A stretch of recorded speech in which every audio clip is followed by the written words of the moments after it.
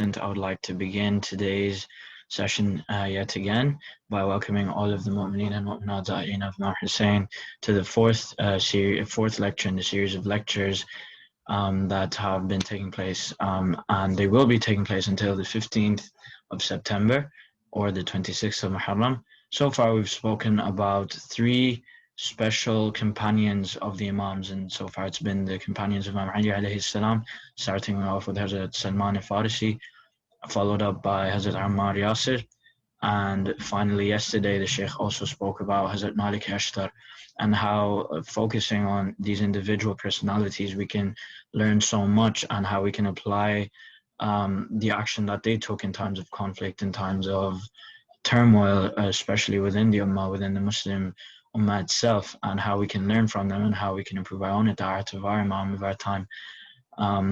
The Shaykh will be continuing today, and as usual, after the lecture ends, there will be a short noha, and after the noha, there will be question and answer sessions. As much as I can remember yesterday, there were no leftover questions, but if you have any questions remaining from the last few days or any questions that may arise during the lecture today, please feel free to send them to the Bab al-Ilm Society, the host, in the chat, please. Any questions at all, and they will remain anonymous, so you don't need to worry about that either. Now I would like to invite Brother Taha Ali to start us off with the recitation of the Holy Quran. Are you here, Taha? Assalamu alaikum. Wa alaikum assalam. Surah Al-Humaza. أعوذ بالله من الشيطان الرجيم. بسم الله الرحمن الرحيم. ويل لكل همزة لمزة الذي جمع مالا وعدده يحسب أن ماله أخلده كلا لينبذن في الحطمة وما أدراك ما الحطمة نار الله الموقدة التي تطلع على الأفئدة إنها عليهم مرصدة في عمد ممددة صدق الله العلي العظيم. Allahumma salli ala Muhammad wa ali Muhammad wa ajjal farajahum. Thank you, Brother Taha, for your beautiful recitation of Surah Humaza. Next up, I would like to invite Brother Jafri to start us off with the salam. Jafri, are you here? Assalamu alaikum. Can you hear me? Wa alaikum assalam. Is it clear? Yeah, I can hear you. You can start. Okay. Bismillah. اے چاند کربلا کے تو نے تو دیکھے ہوں گے اترے تھے اس زمیں پر عرش بری کے تارے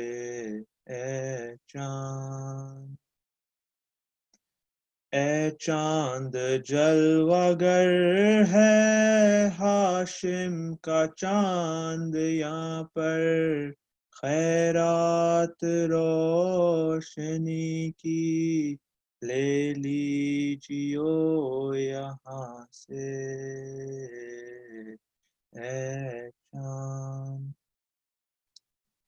اے چاند اس زمین پر رکھیو ہمیشہ ٹھنڈک سوتے جو ہیں یہاں پر زہرا کے ہیں یہ پیارے اے چاند تسلیم و سلسبیلوں کو سر کے ہیں یہ مالک مارے گئے جو پیاسے اس نہر کے کنارے اے چاند مارے گئے یہیں پر بے دردیوں سے تم سے مسلم کے دونوں بیٹے زینب کے دونوں پیارے ہے چاند پامال ہو رہی تھی قاسم کی لاش رن میں عباس اور سرور چنتے تھے ان کے ٹکڑے ہے چاند بازو کٹے یہیں پر عباس با وفا کے اذن وغا نہ پایا پانی بھی لا نہ پائے اے چاند اس سرزمی پہ گزرا سرور پہ یہ بھی صدمہ سینے پہ کھائی برچی ہم شکل مصطفیٰ نے اے چاند پانی پلانے لائے ایک محل کا کو سرور کی غضب حرملا نے تیرے ستم لگا کے اے چاند گردن چدی پہ سر کی بازو چدا پدر کا دونوں طرف کر پیاسے جہاں سے گزرے اے چاند اس بن میں ایک بچی بابا کو ڈھونڈتی تھی بکھرے ہوئے پڑے تھے جب سر برید لاشیں اے چاند پھر یہ بھی تو نے دیکھا وہ غم رسیدہ بچی سینے پہ سو رہی تھی بے سر پدر سے لپٹی اے چاند بازو بندھے یہیں پر پہلے پہل حرم کے اس سرزمین سے نکلے سجاد سر جھکائے اے چاند شہزادہ جناح ہی مالک ہے کربلا کے کس کی مجال آئے جب تک نہ وہ بلائیں اے چاند کربلا کے تو نے تو دیکھے ہوں گے اترے تھے اس زمین پر عرش بری کے تارے اے چاند صلی اللہ علیہ Allahumma salli ala Muhammad wa ali Muhammad wa ajil farajahum. Thank you so much, Jafar. A reminder this salam used to be recited by Shaheed Sibta Jafar, who was martyred in the love of the Ahlul Bayt. A reminder, a constant reminder that he dedicated his life, he dedicated his craft, and he had so many students who he taught the Zakiri of Imam Hussein. And just in his kalam, if those that are familiar with it, you see that there is a real urge, there is a real desire for shahada, there's a real affiliation towards the Imams and the Ahlul Bayt. And we can draw inspiration from this because as the topic of the lectures is regarding the special companions of the Imams, we realize that even if you love the Ahlul Bayt with the sincerity and the depth from the depths of your heart today, you will be granted martyrdom in their path, in their stead as well. Just to the masses again, I would like to remind everyone any questions that you may have from previous lectures or any questions that may arise today, please feel free to send them to Babel Learning Society here in the chat, the host, which is, and please don't hesitate to ask any questions so that we can maximize our learning process from these lectures. And finally, now I would like to invite Shaykh Hamza Sodagar to come and begin his lecture. Shaykh, are you with us? Assalamu alaikum, ya Sayyid. Wa alaikum assalam wa rahmatullah. أعوذ بالله من الشيطان اللعين الرجيم بسم الله الرحمن الرحيم الحمد لله رب العالمين بارئ الخلائق أجمعين باعث الأنبياء والمرسلين والصلاة والسلام على سيدنا ونبينا وحبيب قلوبنا وطبيب نفوسنا وشفيع ذنوبنا أبي القاسم المصطفى محمد وعلى أهل بيته الطيبين الطاهرين المعصومين المكرمين المنتجبين لا سيما بقية الله في الأراضين روحي وأرواح العالمين لتراب مقدمه الفداء ولعنة الله على أعدائهم أجمعين إلى قيام يوم الدين. For the hastening and return of our Imam, let's recite the salawat. Allahumma salli ala Muhammad wa ali Muhammad wa ajil farajahum. Today I want to talk about a companion of Imam Zainul Abidin. And this companion is someone that is less known to us. For myself, before going to the Hawza and studying, even there, after a number of years, I came across the name of this individual. And later on, I started to realize the importance of this figure in our history, and during the time, the critical time of Imam Zain al-Abidin, Imam al-Baqir, and Imam al-Sadiq salamullah alayhi's time. So what I need to first do is introduce this companion of Imam Zain al-Abidin, talk a little bit about him and what he was able to accomplish, and then talk about an aspect of his that we all need to learn from. There's, as we will explain or discuss him and introduce him, each of you and each of us might find something that will help us move in the direction of the Ahlul Bayt, find something that we would like to aspire to, but there's something that I would like to focus on in the end after introducing him. This might cause us to have to spend 2 sessions on this particular companion because of him being unknown to the majority of us, unlike the previous 3 companions that were discussed, who are pretty much known to a greater or lesser extent, but he is someone that is not known. His name is, he is known as Abu Khalid al-Kabuli. His actual name, he seems to be Afghan, meaning from Afghanistan. I don't mean necessarily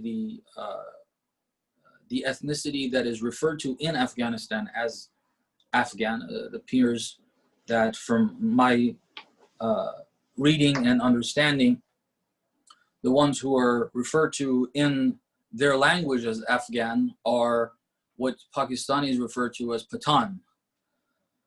This is my understanding. It may not be very accurate. Anyhow, there's different ethnicities in the country called Afghanistan. I am not sure what his ethnic background was. What we do know is that he's known as Abu Khalid al-Kabuli. And his name in that language, if I pronounce it correctly, because these are Arabs writing about him, it might not be accurate or might be slightly different because it's people who speak a different language, and they refer to him as Kankar. They say his original name was Kankar, but he was known by Abu Khalid amongst the Arabs. They refer to him as Abu Khalid. Abu Khalid al-Kabuli. Obviously, that tells you an affiliation with Kabul. That doesn't necessarily mean that he was born in Kabul, but many of those who come from that area, the largest city was Kabul, and therefore for them to be known elsewhere, they would refer to that major city as Kabul. So it's not clear exactly where he was from and where exactly he returned. He's a companion of Imam Zainul Abidin for the most part. And in terms of his involvement with the movement and coming to know the Imam, it is said that Abu Khalid initially, when he came to Medina in search of Islam, in search of obviously coming within Islam, he's already a Muslim, he's coming to Medina in order to learn more about Islam, to grow in Islam, to make progress in Islam, which is itself an important thing to do. Traveling, they considered it that important, individuals like this, special companions like this, that in order to gain knowledge and to make progress in Islam, that is a reason for travel. If I don't have it available to me, if I need to go elsewhere to find it, I will travel to find that knowledge, to be able to make progress in my Islamic understanding and my development. So he made his way to Medina from his hometown, somewhere around Kabul. And once he comes there, this part is not very well known, how he ends up going to individuals that are members of the household of the Prophet in a more general sense. Specifically, who I mean is Muhammad ibn al-Hanafiya. Muhammad ibn al-Hanafiya is one of the sons of Amir al-Mu'mineen that didn't go to Karbala. And that is a big mistake, one of the mistakes, one of the wrongs that Muhammad ibn al-Hanafiya is involved with. Nevertheless, for an outsider to go to, and for someone that is from the masses of the Muslimin, to choose amongst all of those who are in Medina, all those who are either companions of the Prophet, if whatever remain, or children of the companions of the Prophet who were there. There were a number of them that were still in Medina. And then there were well-known tabi'een, those who were students of the companions of the Prophet, students of the Sahabi of the Prophet. From all of those who are available in Medina, to choose to go to someone that is marginalized. In those times, the family of the Prophet and affiliates of the family of the Prophet were marginalized. Muhammad ibn al-Hanafiya did not enjoy the type of freedom to speak and to have sessions and to have classes that other children of the companions of the Prophet. If we look at Muhammad ibn al-Hanafiya as a son of Amir al-Mu'mineen, looking at him as a child of, a son of one of the companions of the Prophet, be it the greatest companion of the Prophet and others not being comparable, but in terms of Muhammad ibn al-Hanafiya himself, he is a son of a companion of the Prophet. To the masses, this is how he is seen. To choose him over the others that were there, the other children of the companions of the Prophets, this is something that is unknown, but it's something worthy of notice. He was able to make that type of progress. Allah subhanahu wa ta'ala guided him to go to this household. Of course, initially when he went to the household of the Prophet, he went to this individual. Muhammad ibn al-Hanafiya is someone that unfortunately deviated from the path of the Ahlul Bayt. Not only did he not go to Karbala, once Imam al-Hussein was martyred, Muhammad ibn al-Hanafiya, who knows Imamah, who knows that in true Islam there's leadership that is divine, he knew that. And he knew after his father, his older brother Imam al-Mujtaba was the Imam. And he knew after Imam al-Mujtaba, Imam al-Hussein was the Imam. He knew that, and he knew that that was by God's choice. God chose these people. He knew all of that. Yet, after the martyrdom of Imam al-Hussein, he claimed Imamah. He claimed to be the next Imam. Imam Zain al-Abidin went to him and said, "Uncle, you're not the Imam. I'm the Imam." Yet, he still continued with that. In fact, this is one of the points that we're raising, that he went to Muhammad ibn al-Hanafiya. Why? Why out of the household of the Prophet, the household of Imama, the household of Amir al-Mu'mineen, why go to Muhammad ibn al-Hanafiya? Because Muhammad ibn al-Hanafiya claimed that he was the rightful Imam. And the other thing is that he had more freedom to do and to go about and to teach compared to Imam Zayn al-Abidin. Imam Zayn al-Abidin, the true leader after Karbala, who had already begun his path of jihad against the system. The governors of the various cities along the path of Kufa to Sham had already experienced the fire in the voice, in the words, in the eyes, and the behavior of Imam Zayn al-Abidin against themselves, against the system, against the establishment. They had already experienced that. Yazid had already experienced that. And so in Medina, while they were not to be harmed physically, in terms of communication, in terms of access to pulpits, access to people, being able to speak publicly, there were limitations. There were a lot of limitations for Imam Zayn al-Abidin. While Muhammad ibn al-Hanafiya was from the same household, because of his lack of participation in Karbala, lack of support of Imam al-Hussein, lack of challenging the system the way Imam al-Hussein and after Imam Zayn al-Abidin did, he had access to pulpits. And that's another thing generally to see and to understand. This is how it works. Those who don't challenge the system have access to more resources. They are given more freedom to do as they wish, because what they wish to do does not hurt the system. So the system is fine with it. But those who challenge the system, those who are against these tyrannies are not going to be silent about it, and they're not going to allow it to go down easily, and they're going to cause issues, they're going to cause limitations, they're going to do different things. So Imam Zayn al-Abidin had those restrictions, and while Muhammad ibn al-Hanafiya, since he was the direct son of Ali ibn Abi Talib, an arch enemy of the Umayyads, he had limitations as well, but not compared. And compared to Imam Zayn al-Abidin, it was a lot less. And so he was a little more open about this claim of his, which was, of course, a false claim. So Abu Khalid al-Qabri travels to Medina, ends up getting in touch with the family of the Prophet, but out of the family, he chooses the one who is openly claiming to be an imam, who is actually not an imam. He spends a few years. He learns things.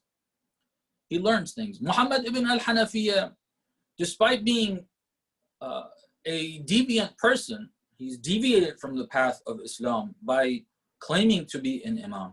He has some knowledge of the religion.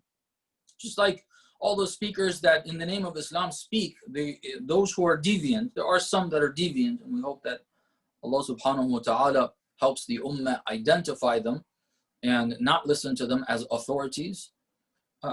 They do present material that is from Islam, and that confuses people. That makes people think that, oh, this person knows a lot, and what he says is right and is true. No, it isn't. The overall message coming from a deviant person is going to be deviation, despite some of the details that are mentioned being accurate.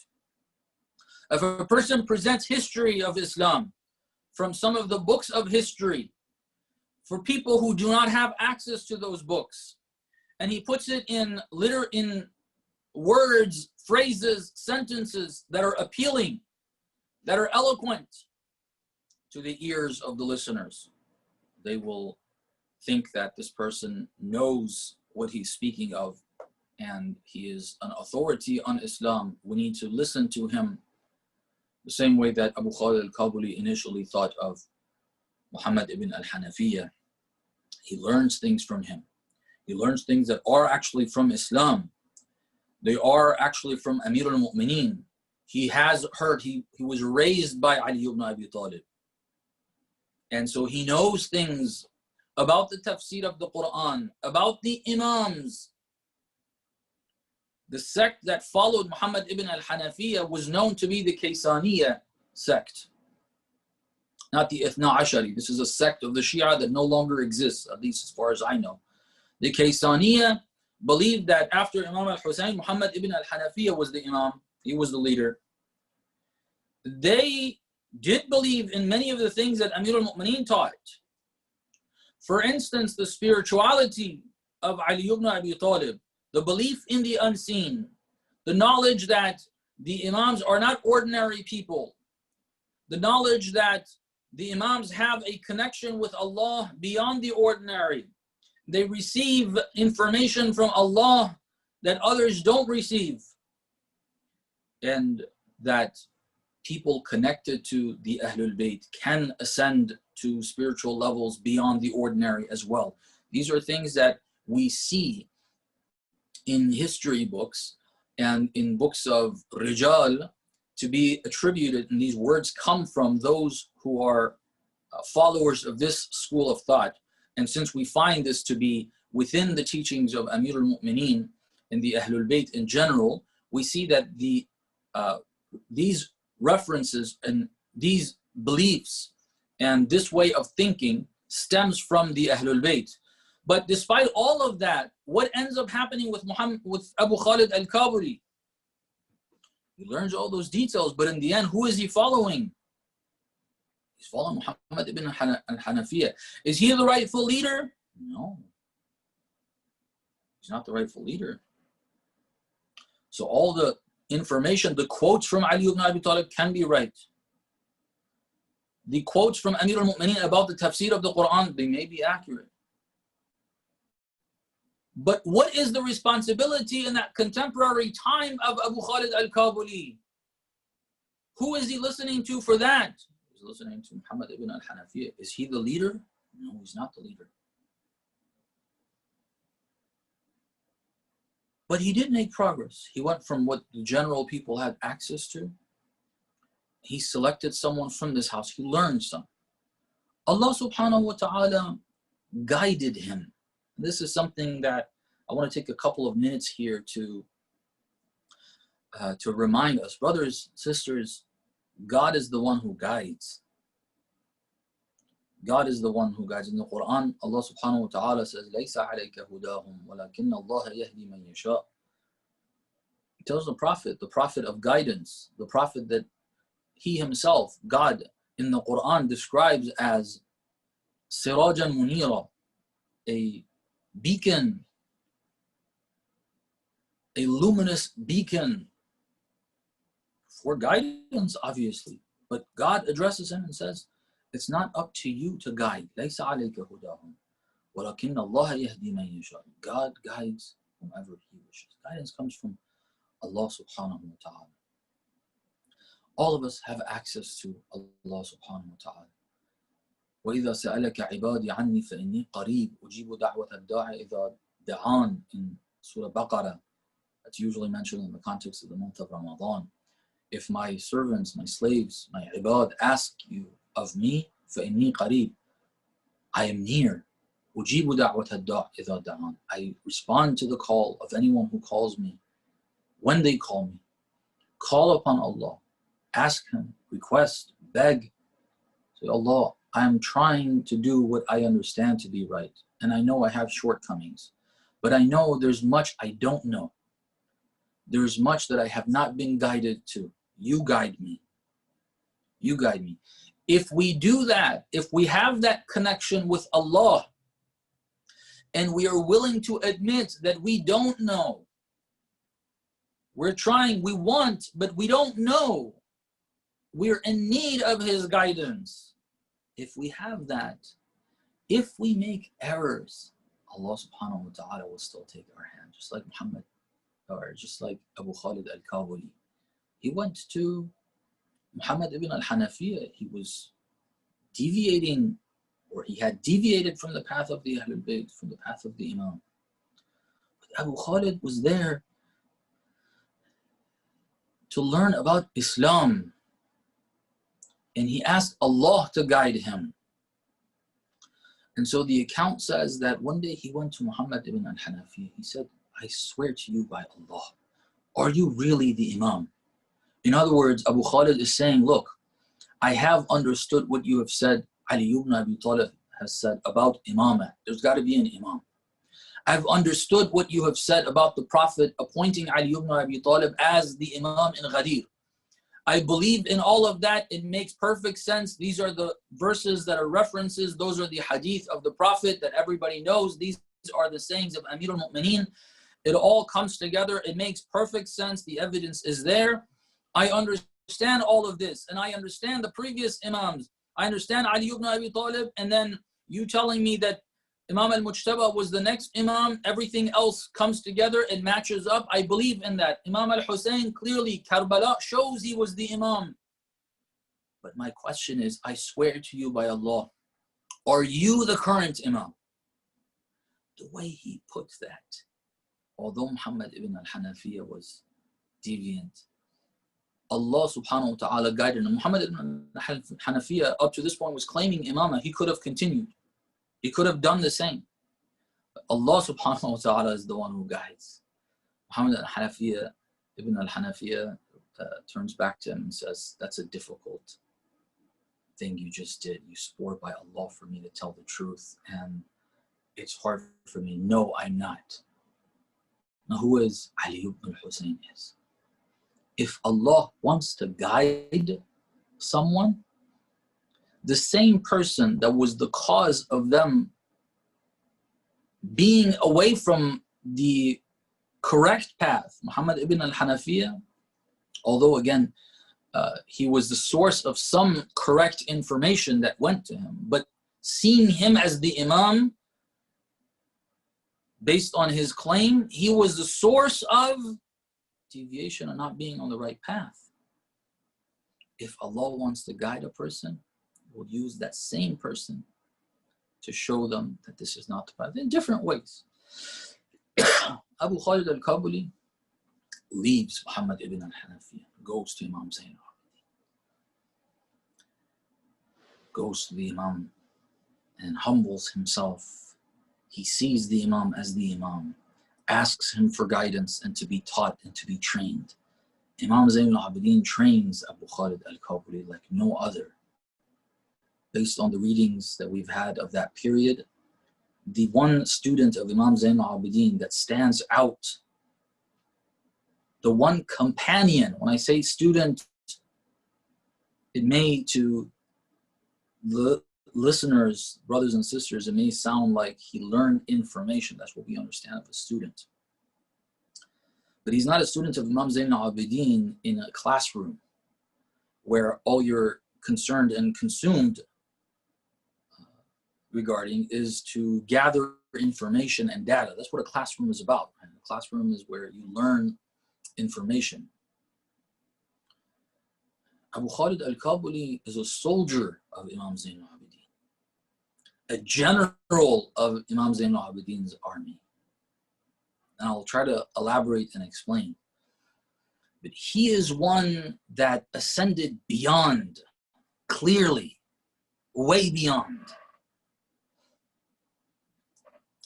Imam Zayn al-Abidin taught him politically, taught him his ahkam, taught him his ideology and belief system, taught him his spiritual path towards Allah subhanahu wa ta'ala, gaining proximity to Allah subhanahu wa ta'ala. Abu Khalid al-Kabuli is one of those one-of-a-kind type of people. There's not too many of these types of companions of the Ahlul Bayt where they ascend spiritually to such high levels. Abu Khalid al-Kabuli is one of those. All the evidence that we have of him, the narrations we have of him, what he said, Imam Zayn al-Abidin told him, tell us that this man was not an ordinary companion. He's not someone who just gathered some data regarding fiqh, regarding ahkam. It's way beyond that. And once he was qualified, after the Imam trained him, Abu Khalid comes to the Imam and says, I need to go back to my hometown. He needs to go back there and start doing what this general of the army of Imam Zayn al-Abidin is supposed to be doing. And I'll explain what that was. The Imam says, wait. Allah will, I'm paraphrasing it. These exact words are not found. It's through analysis. I look at what the Imam told him and then what happened. And I'm explaining what the Imam meant by him saying, wait. These words cannot be found in history in these exact words. But when you see what he said, which is be patient, there'll be a situation where you're going to be going. What is that situation? A miraculous one. In other words, Imam Zayn al-Abidin has taught this and trained this person. Similar to Musa, ala nabiyina wa alihi wa alayhi salam, who going back to Egypt, leaving Egypt and going back to Egypt, there's plenty of miracles, extraordinary signs from Allah subhanahu wa ta'ala for the guidance of that messenger of God to those people. In a similar way, and we have this in our riwayat, the student of Imam Zayn al-Abidin, when he wants to go back, it has to be in a way where it's extraordinary. Allah subhanahu wa ta'ala creates a scene. He didn't have money to go back. It required some funds to go back. And to get those funds, the Imam said, I have the funds, but wait, this is not where the funds are supposed to come. Wait, Allah subhanahu wa ta'ala will show you and will bring about a situation that you'll go back to your hometown. So that happened, a miraculous, out of the blue, these people came, they had an issue.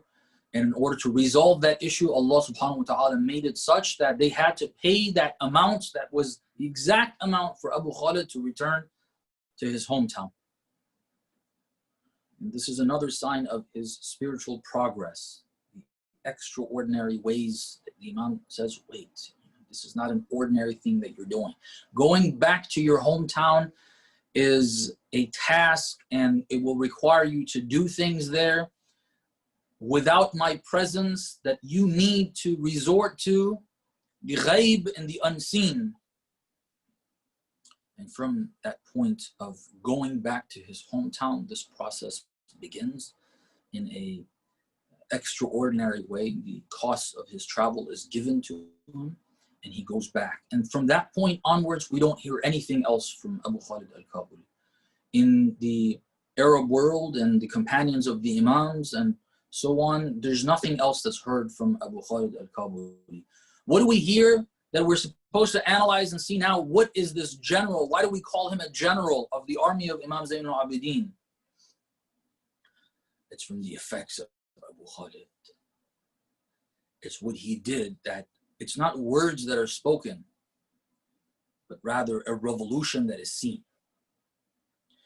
Imam Zayn al-Abidin was working on, as the ahadith tell us, working on what Imam Hussein, Imam Zayn al-Abidin were working, Imam al-Mujtaba were working on.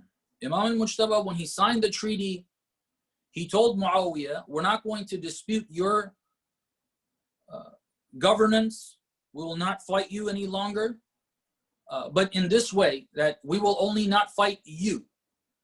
After you, governance needs to go back to whom? To us, to the Ahlul Bayt. That's what they said in the treaty. And that wasn't just something said expecting Muawiyah to do it. They didn't expect Muawiyah to, after, when he's coming, his life is coming to an end, this man who has fought Islam during the life of the Prophet and fought the representative of the Prophet, Ali ibn Abi Talib, during his time, is now suddenly going to become a good person and say, okay, here you go, this is governance. Imam al-Mujtaba is very clever. That's not, and very understanding and very intelligent. It doesn't mean that you're going to be doing it. We're going to be doing that. Imam al-Mujtaba, in that treaty, by signing that public document and saying, we're not going to dispute your governance after you. It is not going to go to you. It will go to the Ahlul Bayt. Means we are going to work on that. And that's what Imam al-Mujtaba did. And that's what Imam al-Hussein did. The 10 years before the death of Muawiyah, he was working on this in different ways. For if we were discussing that plan, we would talk more in detail about that. But the idea, what is that plan? Again, to have governance of the Ahlul Bayt. Islam says the governance of the Muslimin is a responsibility of the Imams of the Ahlul Bayt. Ali ibn Abi Talib, then Imam al-Mujtaba, then Imam al-Hussein, then Imam Zayn al-Abidin. It's their responsibility So if Imam Zayn al-Abidin, God has given him the responsibility to govern over the Muslimin, but then you have Yazid, and then after Yazid you have another ruler. What's going to happen? What is he supposed to do? Sit at home, do nothing about it? It's not a right, it's a responsibility. It's a responsibility that must be conducted by only that individual. And in that sense, it's a right. It's the right thing to do. It's the haqq of Imam Zayn al-Abidin. So what's he supposed to do? He works on it. He works on it in what way? In the way Islam says. What is the way that Islam says? Those who understand that other authorities are tyrants and their government is a tyranny, the only governance that is divine, that is just, that is adl, is the governance that Allah subhanahu wa ta'ala has mentioned. What is their responsibility in moving towards establishing that type of government, in getting rid of the wrong types of government? The path is to train people, to get people to want the right government. And when the majority wants that government, then the tyranny will be overthrown by the majority of the people of that region, and the government of justice is going to be established. People need to be on board. This is Islam's path. This is not Western democracy. Western democracy never was listening to the masses. It was never about what the masses want and what they don't want. And Islam doesn't say whatever the masses want is right. Islam says what is right, regardless of the masses wanting it or not wanting it. But the right way of establishing government is to help people want the right government and then be involved in establishing that government and in continuing its work. It's something that people need to be involved in. If masses, if the majority are not involved in that, do not want it, do not support it, is it justified to have that government? No. That's what Amir al-Mu'mineen's decisions show us. Amir al-Mu'mineen, after the majority wanted Amir al-Mu'mineen's government because they all pledged to the Prophet and to Amir al-Mu'mineen his governance after the Prophets. They all pledged that.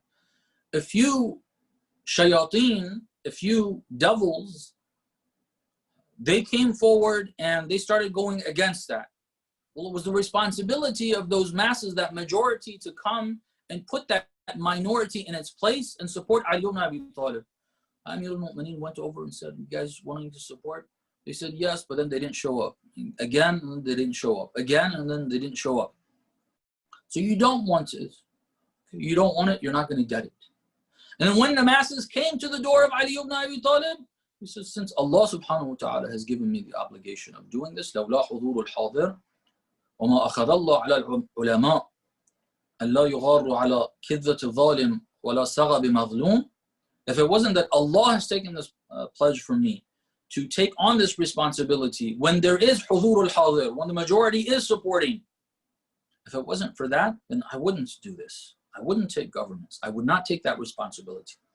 The responsibility of the proper and legitimate Islamic ruler that has been given the task of establishing that government, where there's another government in place that is not just, the responsibility is work on people, get people to understand what's right, get people to want what's right, and when the majority wants that, then the government will be instated. Imam Zayn al-Abidin did that. Who is the general of establishing Abu Khalid al-Kabuli? Abu Khalid goes back over there and he starts working on people without the presence of Imam Zayn al-Abidin, away from the center of governance, away from the eyes of the government. There's less eyes over there on him. He goes over there in areas that Islam is much earlier in its stages of development amongst people compared to Hijaz, which is where the Prophet was. These areas, these regions came to Islam later on. Their knowledge of Islam is less. He went over there, away from Sham, away from Medina, and he started working, spreading the message of the Ahlul Bayt and the ways that Imam Zayn al-Abidin had taught him through means that are not known to us. What we do know is the effect of that. During Imam al-Sadiq salamullah alayhi's time, when Abu Khalid has already passed on, he's passed away, there's no sign of Abu Khalid al-Kabuli. The son of, the first rebellion, apparently this has not been stated, this is an analysis. Zayd al-Shahid started an uprising in Kufa. There are different views about where that came about and how that came about. The correct view is that Imam al-Sadiq salamullah alayhi had him do that. And this was the start of the uprisings, which were going to get people ready for overthrowing the Umayyad government. So he started over there. The uprising was crushed in Kufa. His son left Kufa, went towards where Abu Khalid was. He went over there. After a couple of years, he started an uprising there. Again, based on the same instructions of Imam al-Sadiq salamullah alayhi. The uprising started over there. That is the region that is known mostly as Khurasan, although Kabul is not in, as far as I know, is not in the area referred to as Khurasan, but that to the Arabs was the eastern regions, was generalized as Khurasan and that whole region. Of course, the area, the place where Yahya ibn Zayd, the son of Zayd al-Shahid, started his uprising is in Khurasan. It's on the other side of the border of Iran and Afghanistan. It's in Afghanistan. He started the uprising there. It was crushed there again. He was killed just like his father, slain and hung at the entrance of the cities for everybody to see. What was his call? How was it that the son of Zayd, in Kufa, Zayd had a few hundred, according to the accounts, followers for the uprising in Kufa. Thousands joined Yahya ibn Zayd. Yahya ibn Zayd should be an unknown figure in these areas. Who knows Yahya ibn Zayd? Why is it that so many thousands of people join Yahya ibn Zayd? Because he identifies as being part of the Ahlul Bayt of the Prophet and doing things for the Ahlul Bayt of the Prophet. And then the masses respond to that. Why do the masses respond to the call towards the Ahlul Bayt in this region? If they're not acquainted to it, then they're not going to come, especially to give life, to sacrifice their lives, put their lives on the line for the Ahlul Bayt. This is an area of history that has not been really tapped into too much. What caused the people of Khurasan to gather around a call towards the Ahlul Bayt of the Prophet? It's the work of Abu Khalid al-Kawi. This one man, Imam Zayn al-Abidin, this great Imam, trains one person to that degree, sends them over there to that region. The effect is masses, large masses. They crushed that uprising. A deviant later on, of course, Abu Muslim al-Khurasani, the general who finally overthrew the Umayyads, but then established the Abbasid dynasty. He called towards the same thing that Yahya ibn Zayd did. Ar-Ridha min Ahlul Bayt. We want, all these years, the Ahlul Bayt of the Prophet have been oppressed. They raised black flags because they were mourning the oppressions and atrocities against the Ahlul Bayt, saying we want to avenge the blood of the Ahlul Bayt. How all of a sudden all these people join Abu Muslim al-Khurasani? They didn't know Abu Muslim, but they understood his call and they thought he was genuine. He said, we want to take revenge from those who have taken the lives of so many of the members of the house of the Prophet. How did all these people respond to that? What caused them to know this? Based on what the central government had done, what the Umayyads were doing, they were cursing Ali ibn Abi Talib. They were saying he's a horrible person. They said every wrong thing about the Ahlul Bayt. They said Hussein ibn Ali and his family were Kharijis. They spread all of that information. All the way out here, anything that came from the establishment, anything that came from the accepted notion, the conventional view of what had happened, what had transpired, would be what the Umayyads told the people. The same way that, let me make a comparison here. Sham was subordinate and submissive towards Muawiyah and afterwards to Yazid. Why? Because their knowledge of Islam was what was fed to them by Muawiyah and Yazid. They thought they're doing a good thing. Their knowledge of Islam was that. The people of Khurasan, they had official pulpits. The pulpit of the Friday prayer established by whom? The Umayyads. Every city had a Friday sermon every week. By whom? The Umayyads. What should have been the result of that type of propaganda in the minds of the people of Khurasan? Hate the Ahlul Bayt. Hate them. Don't want them, don't like them. That should have been the same way that it was in Sham. What other element is there that changes this and it causes people to believe that the Ahlul Bayt are the rightful leaders? Abu Khalid al-Kabuli, the general of the army of Imam Zayn al-Abidin. Imam Zayn al-Abidin, with one person,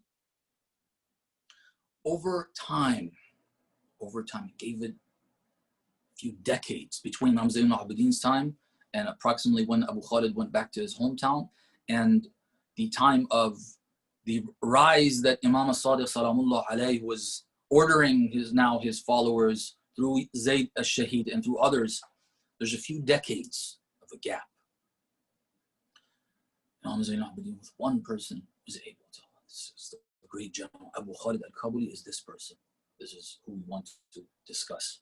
Inshallah, tomorrow, I guess I will discuss one of the aspects that I think we all need to look at and learn from and aspire to be that student of Imam Zayn al-Abidin for the Imam of our time. Inshallah. We hope that we're able to do that. Sallallahu alayka ya Abu Abdullah. Sallallahu alayka ya Madlum. Sallallahu alayka ayyuha ash-shaheed bi Karbala. Atshana.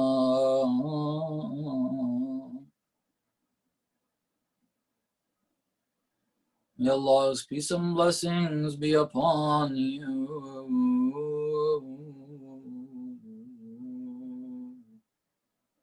My beloved Imam al-Husayn. May Allah's peace and blessings be upon you. My beloved oppressed Imam, the Imam who was slaughtered by the shores of the Euphrates while his mouth was dry of thirst. Ruhi fidaka ya Mawlana. Sallallahu alayka ya Aba Muhammad. Ya Ali ibn al-Husayn.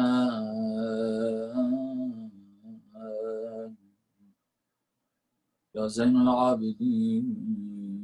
We're approaching the Shahada of Imam Zayn al-Abidin.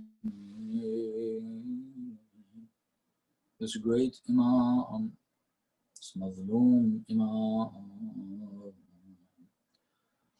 It's difficult for us to even hear of the atrocities in Karbala. Imam Zayn al-Abidin lived those atrocities. And he lived through them for many years. Zainab Salamullahi alayha, she was martyred about a year after Karbala. She only had to live with those memories for a year.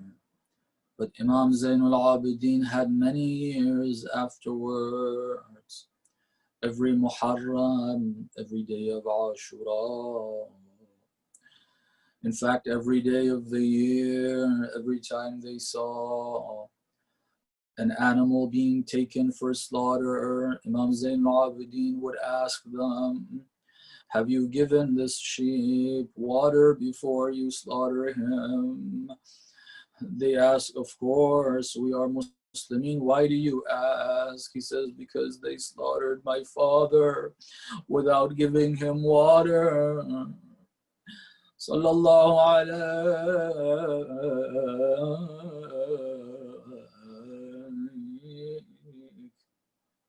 روحي فداك ألا لعنة الله على القوم الظالمين وسيعلم الذين ظلموا أي منقلب ينقلبون يا حسين.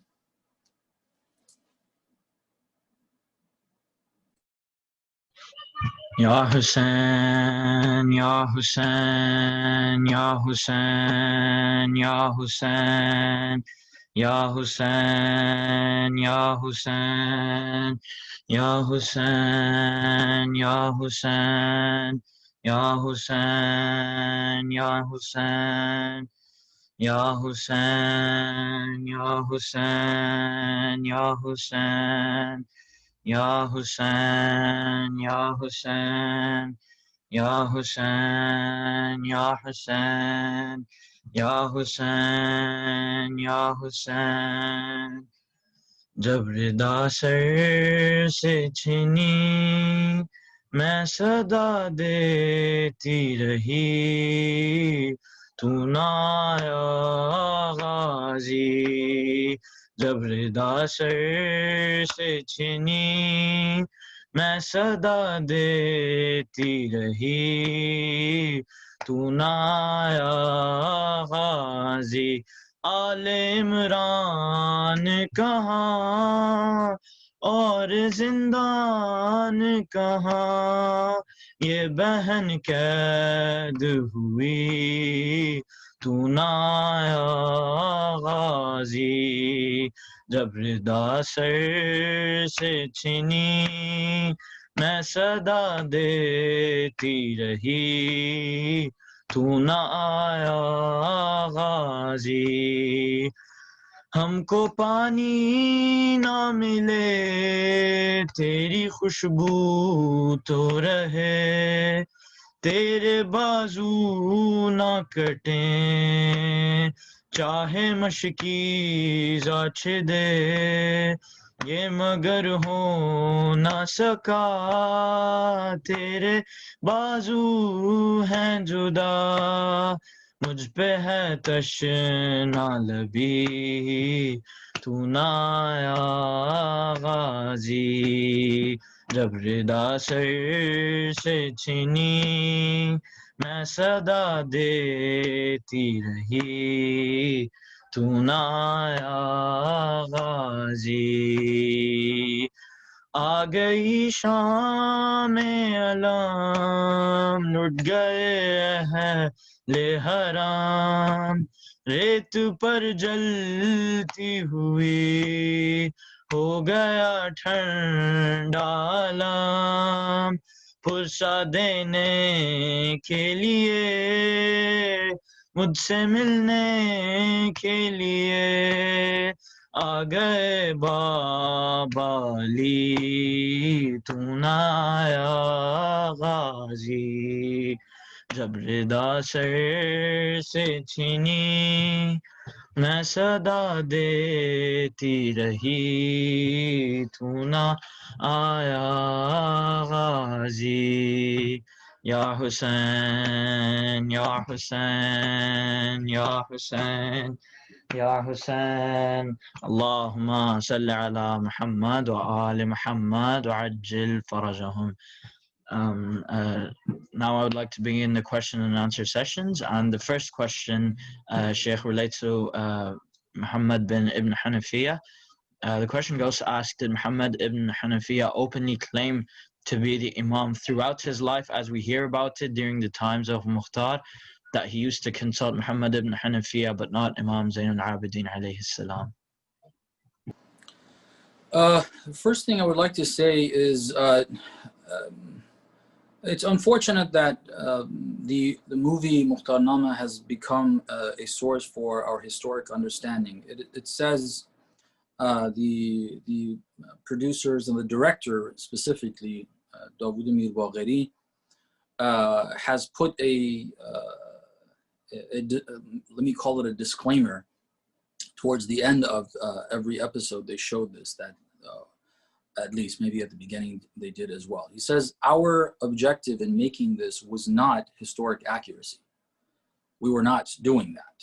Okay, so since that is the case, even the producers, this should be taken as something that has some relevance. You know, they say something is based on a true story, but you can't say that everything that you see there is true. That's very important for us to understand. Whatever you see in that movie, don't think that this has got historic accuracy. It doesn't necessarily have that. Some of it is also based on certain analysis that, you know, it's up to scholars of history to decide how accurate the analysis is. And from my reading of it, the analysis is not very strong. And lastly about that, because of that very fact that the movie was not even made to have historic accuracy, I did not watch that movie. I saw some episodes of it, and I wasn't very happy about that and what they were portraying. That's one thing about that. So about that's about the movie. I'm not going to address anything that was there. I don't even know what was mentioned in that movie in regards to the particulars of it. But it doesn't seem from the readings that we have of history that he stopped claiming imamah, or that he did it for any reason but to just basically do so. And from the conversations of Abu Khalid al-Kabuli with Muhammad ibn al-Hanafiya, it seems very clear that he was pretty adamant to make that claim while he knew it's not true. He enjoyed, I guess, the attention and people following him and so on and so forth, but he knew that that's not true. He claimed it. There's no evidence that suggests at a certain point in his life he stopped doing that. Again, there is historic evidence that suggests Imam Zain al-Abidin told him that, I guess if it wasn't already clear to him, to make it crystal clear that he's not the Imam. But in terms of how he behaved, the evidence shows that he claimed imamah throughout, and there wasn't a point that he stopped.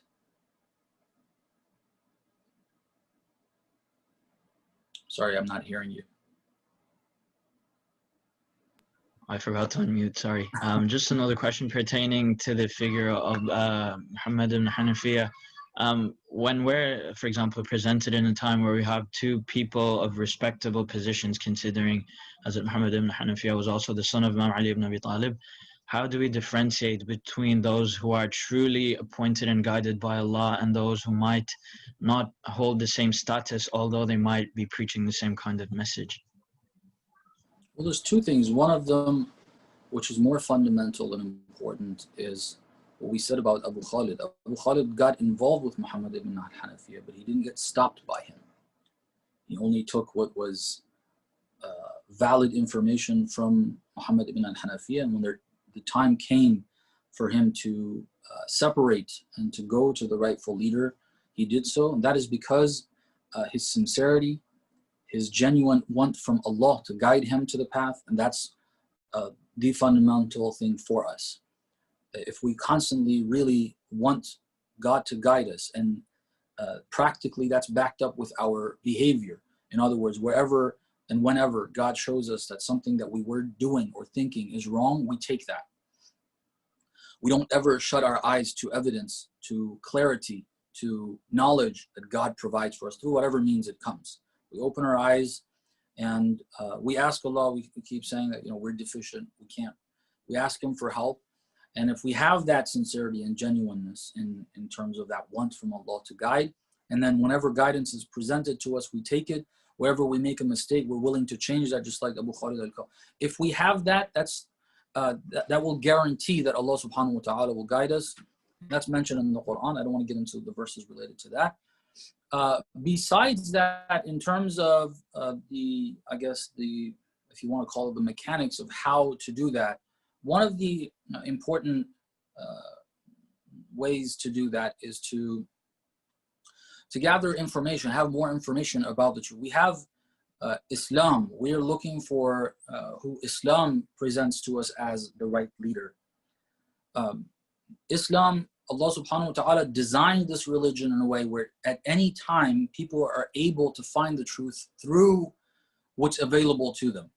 Most importantly, the Quran itself, not Quran with some interpretation of it. If the people who heard the official and the conventional interpretations of the Quran would stop listening to the interpretations and leaving the Quran and just think for themselves what the Quran itself is saying, they would have all realized what the Quran is saying. The problem is there is a certain interpretation presented, and that interpretation is taken over thinking of what the Quran itself says. It happens with the words of the Ahlul Bayt as well. We take this, for whatever reason, we consider this particular person without evidence, of course. If there is evidence, and that's a different thing. If we have evidence that the Imam of our time, whatever he says is Islam, then if we find a hadith that says something, and then we hear the Imam himself, not somebody saying the Imam said, we hear the Imam himself say something, and we have heard something that is attributed to another Imam that says and suggests something else. The Imam, whatever he says is right, so I'm going to go with that. How does that conform with the other one?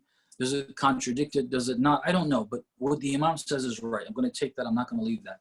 But if that's not the case, we're talking about figures that are not identified in the Quran or by the Imams that we have already identified as infallible in their knowledge, in their words, in their statements, in everything and every aspect of their existence. If we haven't seen that, then what we need to do is we have available to us the Quran and the sayings of the Ahlul Bayt. The more we learn of the Quran itself, we refer to the Quran itself, we acquaint ourselves with the Quran itself, not just read those verses and then say, this is what the Quran says. Where did I get that from? This person or that person. Refer to the Quran itself for understanding. Refer to the ahadith of the Ahlul Bayt themselves for understanding. Keep reading them, whatever is available to you. If there are translations, read those translations and try to make sense of it yourself. So this is how the Quran, how Allah subhanahu wa ta'ala designed this religion, is for it to be guidance for people. So with that guidance, you're able to identify. That has got historic precedence as well. After the Shahada of Imam Sadiq sallallahu alayhi, Imam Sadiq deliberately did not make known to even many of his close companions. There are some close companions that knew who the next Imam was. We will cover some of those inshallah in the course of these sessions. But many of the otherwise known to be very close companions of Imam al-Sadiq did not know. For example, Hisham ibn Salim. There's two Hishams that are companions of Imam al-Sadiq. One is Hisham ibn Salim, which is less known to the public. The other is Hisham ibn al-Hakam. He's more recognized because of the debates that he was involved with on the topic of Imamah. Hisham ibn Salim is a companion that spent more time actually with Imam al-Sadiq, but he's known more in the fiqh discussions. His ahadith are related to practical laws, so they're not really out there. Speakers don't present them too much, so his name is not as well known. But he was someone that spent a lot of time with Imam al-Sadiq. Another one is Mu'min al-Taq. He was also a debater. He used to debate, but not the way Hisham ibn al-Hakam did. That's why also he's not very well known. And a few others. The hadith goes that these people, these companions of Imam al-Sadiq, did not know who the next Imam was. The Imam was martyred, they didn't know who the next Imam was. One of the living children of Imam al-Sadiq claimed Imam, and that was Abdullah al-Aftah. Abdullah al-Aftah claimed Imamah, and his door was open. He was claiming that. People were going to him. These people thought, okay, we don't know who the next Imam is. This person is claiming it. Let's go and figure out. How were they able to see that this is not the Imam? Well, they had enough knowledge of Imam al-Sadiq and his teachings. They went to Abdullah al-Aftakh. They asked him a couple questions, questions that they knew the answers. They had already asked Imam al-Sadiq those questions, and they knew what the Islamic ruling on those matters were. When Abdullah responded with answers that were not correct, that were not accurate, they knew this is not the Imam. He doesn't know what he's talking about. That's a very simple recipe. So the most important thing is our genuineness, our sincerity, begging Allah and really looking for the truth. And when God presents that truth to us, always taking it, never rejecting it, that's going to be very important, most important. Besides that, if we are able to learn more about the religion from the sources directly as they are available to us, then that is going to allow us to know more about the religion. It'll be, we will be more capable of finding the flaws of the false claimants of imamah or otherwise the right path. Okay, that's perfect. It's very comprehensive as usual. This one sort of relates back to the historical perspective. This next question asks, how did the Bani Hashim respond to the claim of imamate of Hazrat Muhammad ibn Hanafiya? So personalities like Abdullah bin Ja'far and Abdullah bin Abbas, how did they respond to his claim of imamah against Hazrat Zain al-Abidin, Imam Zain al-Abidin? Those figures, some of them were not looking for imamah. Like Abdullah bin Abbas was not looking for imamah. In fact, my understanding is that even during the time of Amir al-Mu'mineen, I mean, there's clear evidence, but this has not been stated. I haven't seen a historian state this, but the evidence shows, I think, for anyone who wants to look at that, that Abdullah bin Abbas did not refer to Ali ibn Abi Talib as an imam the way Shias do. And therefore, he wasn't of that belief, so he wasn't looking for the next imam. And so at Imam al-Husayn's time, he's not looking at Imam al-Husayn as an imam. It's never the case with Abdullah bin Abbas. So there's no evidence of him in any way following up with that topic to begin with for us to see, okay, what did he do in regards to the question of imamah? With Abdullah bin Ja'far, there's also a lot of material that the masses of the Shia have been told in the story of Karbala that don't seem to be very accurate. Seeing Abdullah bin Ja'far as someone who was following imamah is not accurate. He was not told by Imam al-Husayn to stay in Karbala. He didn't go to Karbala against the command of Imam al-Husayn. Therefore, he didn't follow his imam. And there's no evidence that shows after the return of the family of Imam al-Husayn to Medina that he was in any way trying to follow who the next imam is and try to figure that out. There's no evidence as such. So from a religious perspective, for them to be looking for imamah the way we say, for instance, Abu Khalid al-Kabuli, after understanding there's a concept of imamah, then putting that question in that way to Muhammad ibn al-Hanafiya, are you really the imam or not, and so on. He is looking at it from a religious perspective, his relationship with Allah. These figures that were mentioned don't seem to be looking at it in that way. There was a political, they had political views, and in the political context, they were not in line with the Umayyads, obviously. Abdullah bin Abbas was never in line with the Umayyads. Politically, he never supported them. And he didn't think that they were good leaders. And Abdullah bin Ja'far, there is unfortunately evidence that he tried to get close to the Umayyads. That we do have, politically, not religiously. In other words, from a religious perspective, they didn't have that understanding to begin with, and then what that leaves them open to is to make their own decisions politically without going to the guidance of Islam. And unfortunately, he made that move and he tried to get close to the Umayyads. He believed that that's how the current context, we need to get close to them, similar to some of the unfortunately community leaders that think that we need to get close to the systems of Taghut in these countries. He seemed to have believed that, and he took steps in that direction. The other members of the of Banu Hashim, I haven't seen anything in regards to them supporting or rejecting Muhammad ibn al-Hanafiya. But what's clear is that none of them were supporters of Imam Zain al-Abidin as religiously or even as close to what religiously Abu Khalid al-Kabuli followed him. Banu Hashim, unfortunately, on a large scale, besides those who were in Karbala and joined Imam al-Hussein and continued, like Zainab salamullahi alayha, those who were martyred were martyred. Those who survived, they continued with that path. But the rest of Banu Hashim who didn't join, whether we're looking at the larger of Banu Hashim, let's also not forget the children of Aqil, specifically Muslim. His children, Muslim ibn Aqil, was also from Banu Hashim. They were not the children of Amir al-Mu'mineen, but they were staunch supporters of Imam al-Hussein and Imam, and they sacrificed everything for that. But in terms of Banu Abbas, the children of Abbas, they weren't involved in that.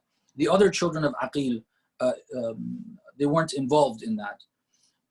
The children of Ja'far al-Tayyar, the other brother of Amir al-Mu'mineen, they don't seem to have been involved. There are some names in Karbala of the children of Ja'far that were there, not too many. So basically on a wide scale, we don't see too much support given to Imam Zayn al-Abidin or Imamah in general, but politically they were never in line. Banu Hashim were never in line with the Umayyads, as historically that was the case even before that time. Later on, during the time of Imam al-Sadiq, when the work of Imam Zayn al-Abidin had started to show its results and its output in terms of people wanting Banu Hashim, you see, because Banu Hashim were known as the household of the Prophet, the general understanding that was given is that we need to go towards the Ahlul Bayt. The specifics were not, it hadn't reached a point where the specifics were as widespread, where people would know who the Imam actually is. But they were seeing Banu Hashim as the ones to go to. During this period, it wasn't only Banu Abbas who were part of Banu Hashim who started to want to take on leadership positions in this movement that now the masses have against the Umayyads. But there were also others, like the one who was known Abdullah al-Mahdi, the son of, the grandson apparently of Hassan al-Muthanna, Hassan ibn al-Hassan, Imam al-Mujtaba's son. The grandson of Hassan al-Muthanna, Abdullah al-Mahdi, he claimed imamah during that same period. There were others. There was actually a session that Imam al-Sadiq joined. A number of the leading figures of Banu Hashim were there, and the topic was the topic of leadership. Obviously, none of them recognized Imam al-Sadiq as the leader. They all had claims to leadership themselves, which shows that it was never amongst them a religious topic at all. They seem to have understood religion to the extent they saw salat and hajj and things like that, but when it came to leadership and government, none of them saw the question being posed to Islam as what is Islamic leadership. They claimed it for themselves, and they thought since they're the Ahlul Bayt of the Prophet, they should lead. And then there were disputes amongst themselves, the bloodiest of which occurred between Banu Abbas themselves, but also against the other Hashimis as well. Many of the children of Imam Hassan were killed in that process because they were seen as a threat by Banu Abbas when they came to power. Banu Abbas killed more of the Ahlul Bayt of the Prophet than the Umayyads did because they saw them as a threat, since they all claimed leadership and they all were working towards gaining some of that popular support.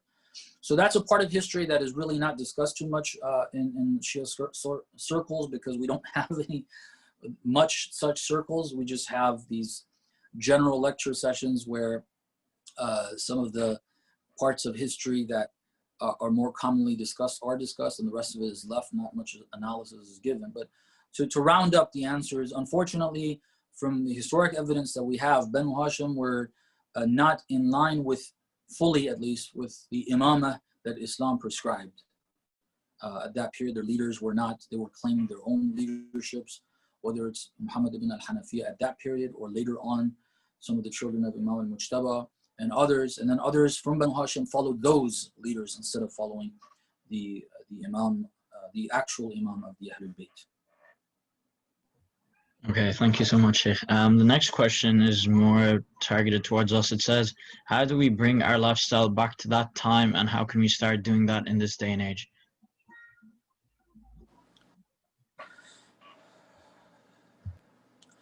Our lifestyle doesn't go back in time. Our lifestyle makes progress.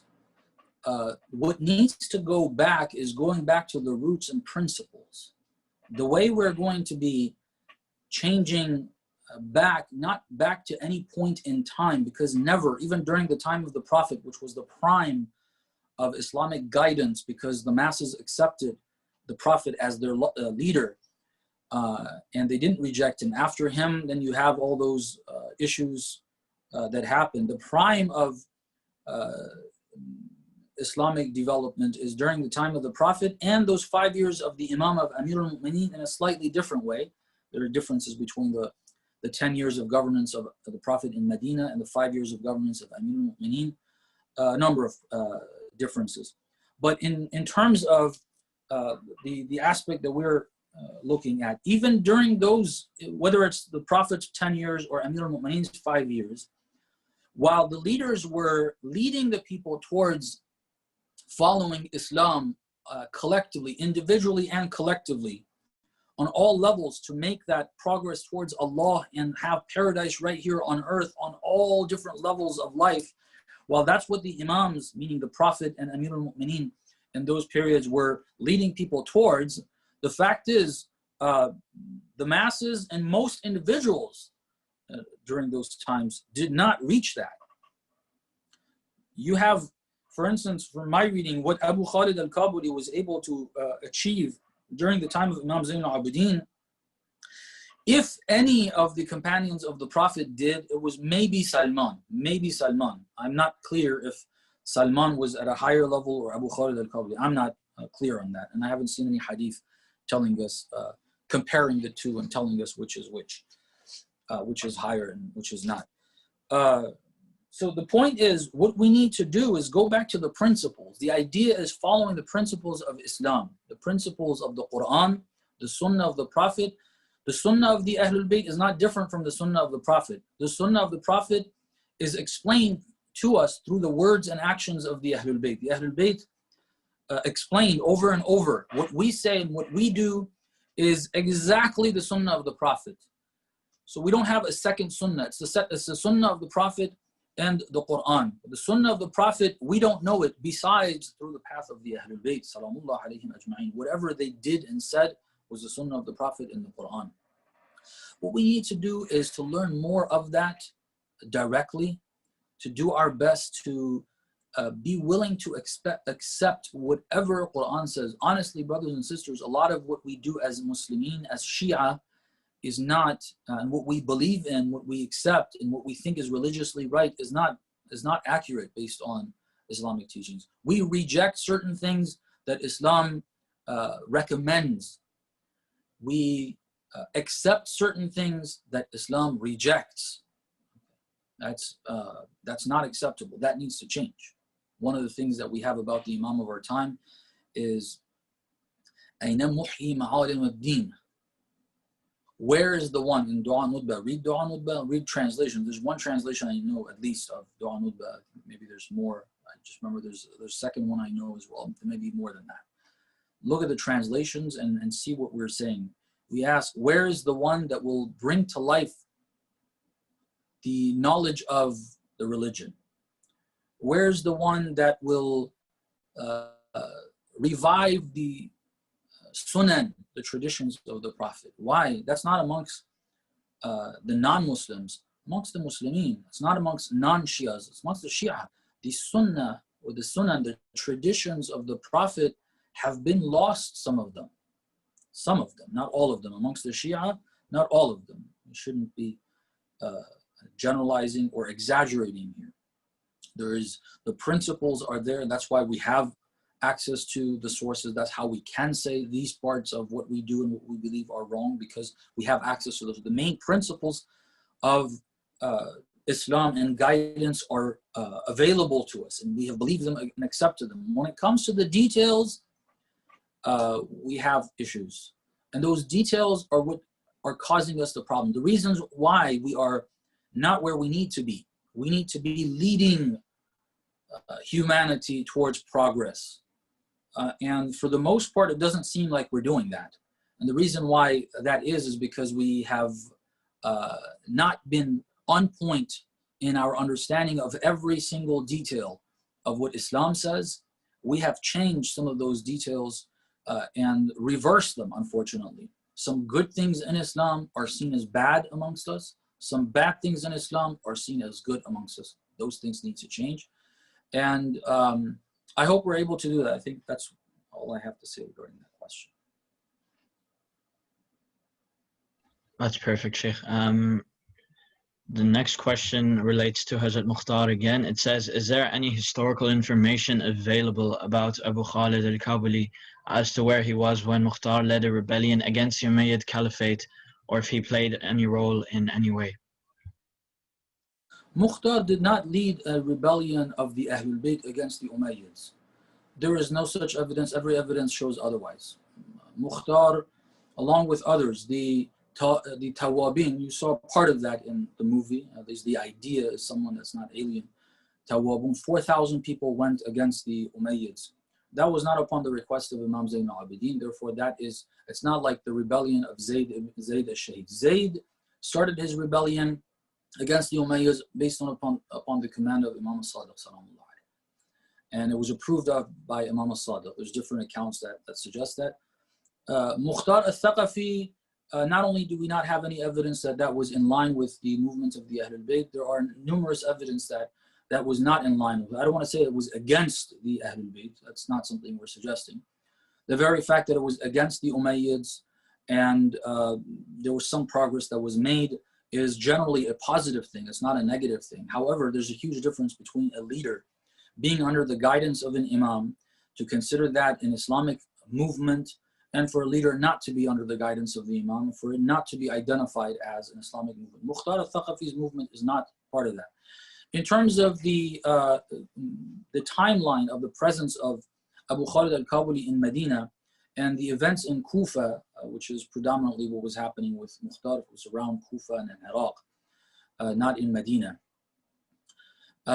So Abu Khalid al-Kabuli's presence in Medina with Muhammad ibn al-Hanafiya and afterwards with Imam Zayn al-Abidin, the timeline of that compared to Mukhtar's, I have not checked. I don't know if it was there or if he was there during those times, after those times. I have not checked that. That's perfect. The next question here goes to ask us, how can we implement morals in a world like this where falsehood and what was seen as backward 100 years ago is now looked at as modern and good? They use the example of the women and hijab, and it says this just on the spot is just an explanation to elaborate what point she wants to convey. So how can we implement morals in a world which is getting increasingly corrupt, as seen in the Western society specifically? It's true. The how part, we'd have to think in terms of doing so collectively. I will say a couple of words with regards to the individual part of that and the effects of it first. And then I think maybe the question was referring to changing the landscape, changing the conditions that we're in, where everything is just so backwards and so upside down and flipped.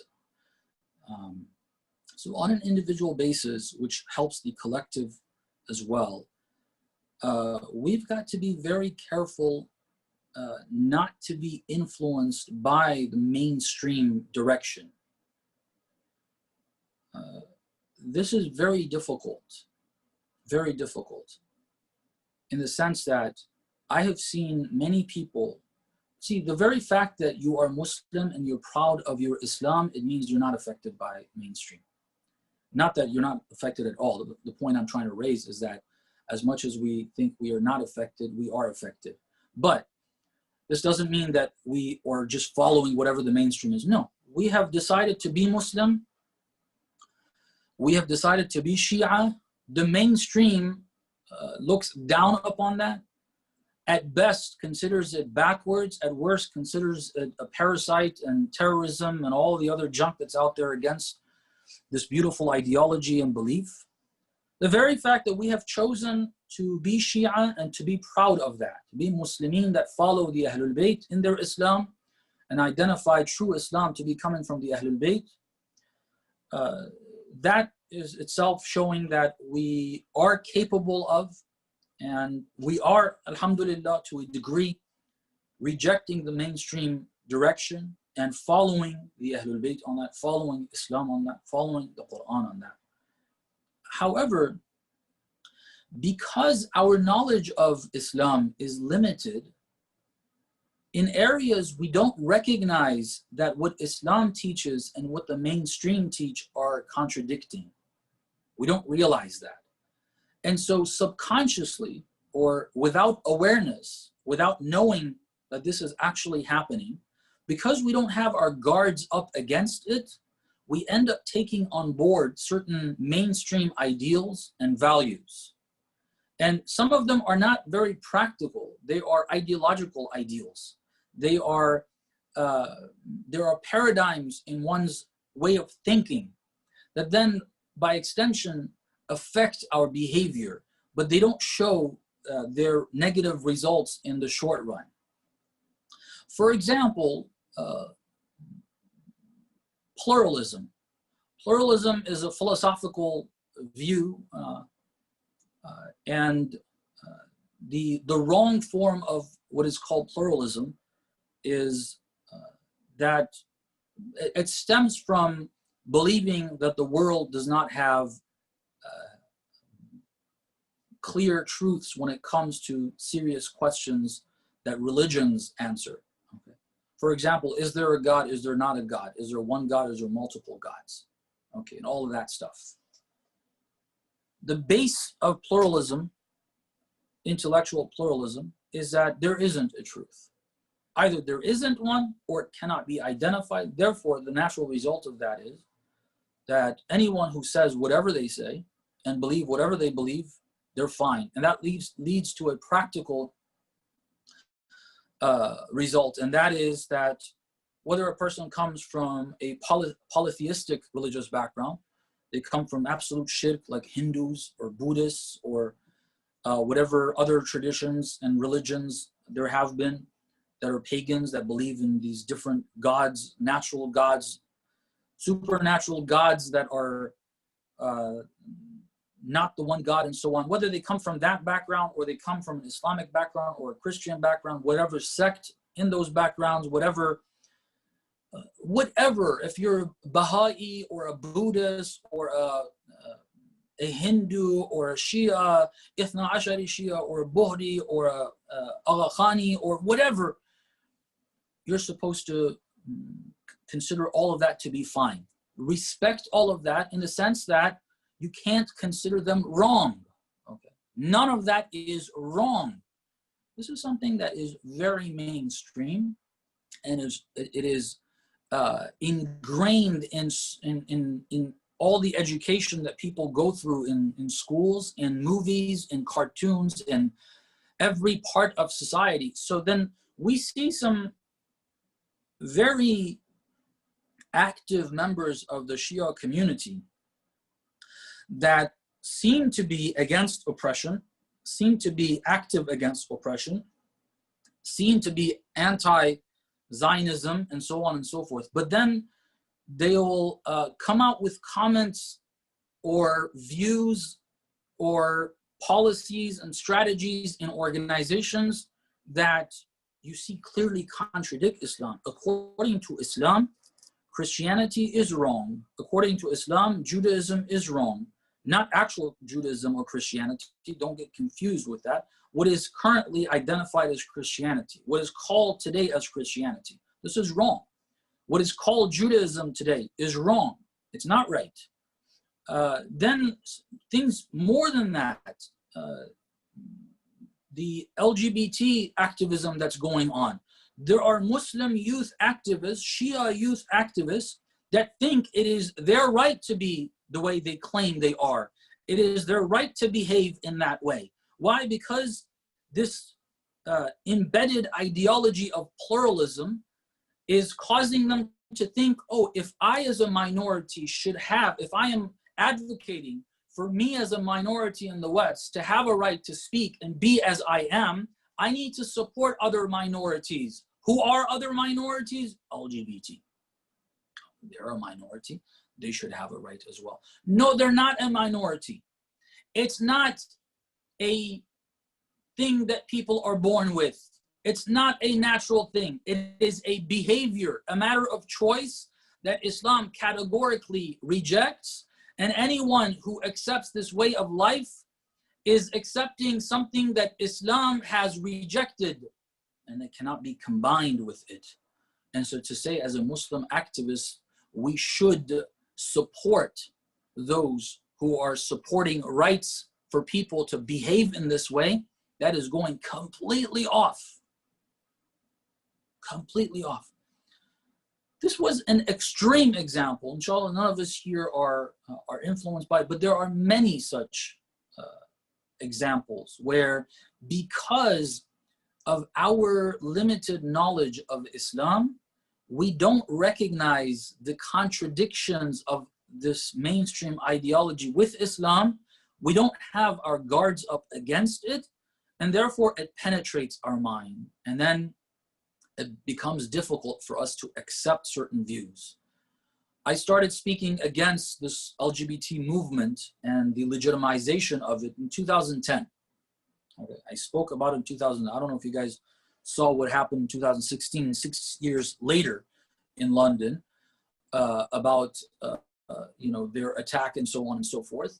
But the reason why I started, and I asked God for forgiveness for not starting before then, but I started in 2010 speaking about this openly, because I saw Shia youth in California have trouble accepting that Islam says the penal code for this behavior is whatever it is, what I explained before.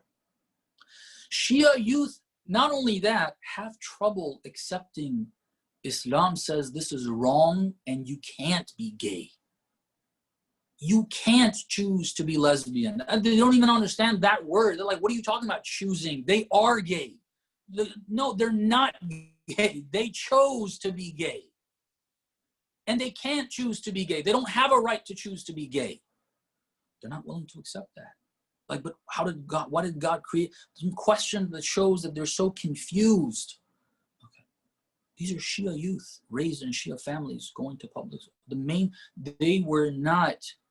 They didn't receive the vaccination. Vaccination against this is knowledge of Islam. Whenever some wrong data is given to them, hear the correct data regarding the topic from the early ages. That doesn't happen. What happens is that the same wrong misinformation keeps repeating itself, and the person does not have their guards up against it. They reach their teens, their late teens, their early 20s. This is ingrained. They're a Muslim that has elements of faith that has nothing to do with Islam, and it actually opposes Islam, yet they identify as Muslims. If we want to implement Islam in this as individuals in this time with all of what's happening, one of the things as individuals for us to be able to do that, besides the strength, besides the courage of standing and doing that, what's more fundamentally important is the knowledge of Islam, accurate knowledge of Islam. And it's all our responsibilities to go and gain that. And to ask anything we get, have a question mark, anything we get from Western education system, always question mark on it, and may or may not be right. We're not saying whatever comes from there is wrong, but always a question mark. Is it right? Is it not? Try to find legitimate sources, not people who don't know Islam, not people who spend a couple of years in a center of knowledge. Islam is a very, very deep religion, and it requires rigorous studies to be able to have access to that. And a lot of times a scholar of Islam should say, I don't know this because I haven't researched it. I can't claim to know everything. Okay, if you want an answer from me, I need to research it. If I've already researched it, I will present that research. If I haven't, I should say I don't know. I have to go and research it. It's very vast. It's an ocean in terms of the vastness and in the depth.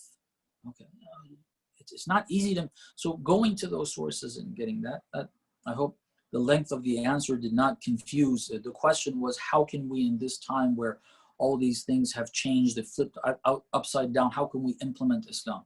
One of the things is for us to identify Islam from non-Islam is to know more about Islam. So we don't end up taking things that are not Islam and thinking that it's okay and Islam is okay with them. That's one thing on an individual level. Of course, that requires community work as well, but each individual is responsible for themselves. Learn more about Islam. Collectively, if every one of us, whatever we know of Islam, we implement and we're proud of, and we don't hold back, and we're not scared of implementing it and standing up for it and saying it. If individually we're willing to do that, over time, collectively, brothers and sisters, we will have the impact of changing these wrong views, the wrong ideologies, all the wrong that we see in societies. We will be part of changing that. And that is a great service to Islam. That is a great service to Islam, to change people's perception. If people on the Day of Judgment ask us, you lived amongst us, people of Ireland that you're living with, if your neighbors ask you on the Day of Judgment, oh Allah, it's not our fault we didn't come to the truth. These guys were our neighbors. They never taught us. They never showed us what we were doing is wrong. That's why we did it. What are we going to say to that? What is our response to that? Because we were cowards? I was afraid that they were saying we just didn't know. Yeah, whatever, the British government is like this, the American government is like that. We didn't know. We weren't them. We just went along with whatever is being said. We didn't know any better. You guys knew better. You were afraid to do that, and we got left in the dark because you guys were afraid. And don't let this mainstream media blind you to the truth that there is thirst in the West towards Islam. People want Islam. They don't know it's Islam they want, but they do want Islam. Okay? The media portrays it as such that everybody hates Islam. That's not true. It's a big lie. A big lie. There are so many people. You'd be surprised. I've been surprised so many times in that whole 2016 incident when I forget if it was the Independent or whoever, I think it was the Independent that was the largest media outlet that put it out. On their Facebook account, when they put it out, the majority of comments by non-Muslims was against the media outlet in support of the comments that were made. We're surprised. Non-Muslims are supportive. These were only examples. There's a lot of people out there that really would be open to the truth if they heard it. The media makes you feel like, no, you guys are, nobody wants to hear you. Everybody's against you. It's not true. It's not true at all. If we implement what we know of Islam after correcting all of it that we can, then that is going to cause more people to realize, oh, there's another narrative. And they have reason, they have logic. There's explanations. It's not what the media says. The media makes us sound like these loud mouthpieces without brains. No, we have all the brains. Islam is all the brains. All the logic, all the reason is in Islam. They don't have logic. They don't have reason. All the baloney they have said and they put out, there's genes, there's this. There's no science and no scientist agrees with that. That's all media mumbo jumbo to make you feel like, oh, there's evidence for this. There's no evidence for it. There is no evidence for it. Go read and research. There's no evidence. Don't read media outlets about research on this topic. Media outlets are not there to show you the truth. They're there for their agenda. Go search, find credible scientists and see what they say. None of them say there's any such evidence that they're trying to present. So if we all are willing to, the example of hijab is a good example in this way. It's an opportunity. for all the sisters more than the brothers to be flag bearers of Islam. Wearing a hijab is a personal responsibility to cover oneself. That is the case. But in the contemporary state, especially those living in the West, wearing hijab is not only that. It's raising the banner of Islam. Every hijab is raising the banner of Islam the way Zainab salamullah alayha did. This is not like some inspirational talk. This is a truth. From the bottom of my heart, it's clear that this is the case. Every sister that wears hijab, as Islam has said, in these societies in the West, they're raising the banner in Islam. If I walk by my wife, a beard right now is in style right now in the West. And I don't wear this in public, not that because we're afraid, because of other reasons. When I walk in public without this, my wife is walking by me, my daughter is walking by me, I'm not raising the banner of Islam. They are raising the banner of Islam, walking proudly with that hijab. That's a jihad in the way of Allah, and the effect of it. That type of courage, it's not easy. It's definitely not easy. It comes with its different. That's why it's a jihad. We're calling it a jihad. That type of jihad that the sisters who wear hijab are more blessed to be part of, if the men and those sisters in other areas, we do the same. We are willing to stand proudly and say, you can call it oppressing women, you can call it whatever you like. Those are not true. I, as a woman, no man is making me wear this. I'm not wearing it because of any man. I'm wearing it because of God. Okay. Standing up with pride to that is what we need to do in other arenas as well. You can call it whatever you want. This is the truth, and we're going to do this despite your disagreement, which is the translation of Surah Kafirun. Allah subhanahu wa ta'ala tells us in Surah Kafirun, قُلْ يَا أَيُّهَا الْكَافِرُونَ, say to the kuffar. They want you to change your ways. Say to them, قُلْ يَا أَيُّهَا الْكَافِرُونَ لَا أَعْبُدُ مَا تَعْبُدُونَ, I will not follow your ways of life. I will not worship what you worship. You worship these paradigms, these ideals, these manly or created ideologies and so on. I won't worship that. وَلَا أَنْتُمْ عَبِدُونَ مَا عَبُدُ, the kuffar, not the average non-Muslim, the leaders of kufr, those who are rejecting this. وَلَا أَنْتُمْ عَبِدُونَ مَا عَبُدُ, you will never worship what I'm worshiping either. Okay, and then we repeat, I will never worship your ways. I will not go their way.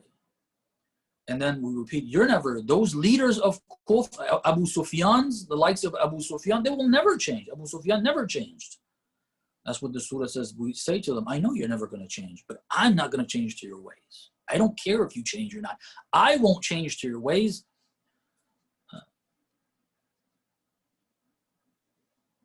I apologize for that. I will never accept your ways. This is what the chapter says. لَكُمْ دِينُكُمْ وَلِيَ دِينٍ. Your religion is for you, not for me. I have my own religion. I have my own way of life. Standing and carrying that banner is not only implementing it for myself, it's changing society. It's changing the mainstream ideals from wrong to right. And we can be companions of the 12th Imam by doing that. That's what the Imam is going to do, change the ideals from wrong to right. If we do that openly, with logic, with reason, we'll be part of the movement of the Imam of our time. We have that opportunity here in the West, brothers and sisters. We have that opportunity with these basic ahkam sometimes. Sometimes it's just not shaking hands with the opposite gender. Being willing to do that, not shaking hands, knowing that this is right, not feeling ashamed of it, and having all the reason and logic for it, if it's asked or whatever. But in terms of practice, I won't shake hands. And this doesn't mean I don't have respect for women. No, that's a lie. It's not the case. It doesn't mean I consider them inferior. That's a lie. That's not true at all.